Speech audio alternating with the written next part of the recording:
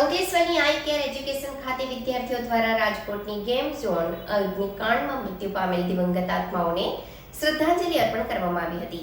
વિદ્યાર્થીઓએ 2 મિનિટનું મૌન રાખી કેન્ડલ પ્રગટાવી મૃતકોને શ્રદ્ધાંજલિ અર્પી હતી.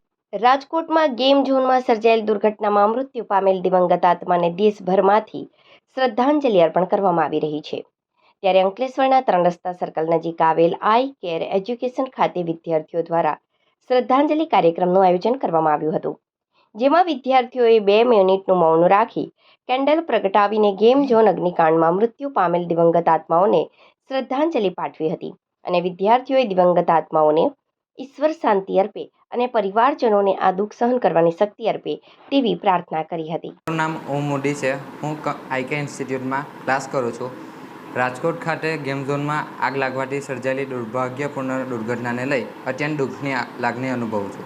આજે દુર્ઘટનામાં મૃત્યુ પામેલા દિવંગત આત્માઓને પ્રભુ શાંતિ અર્પે અને પરિજનોને દુઃખ સહન કરવાની શક્તિ અર્પે તે પ્રાર્થના કરું છું. તેમજ ઇજાગ્રસ્તો ઝડપથી સાજા થાય તેવી હૃદયપૂર્વક પ્રભુને પ્રાર્થના કરીએ છીએ.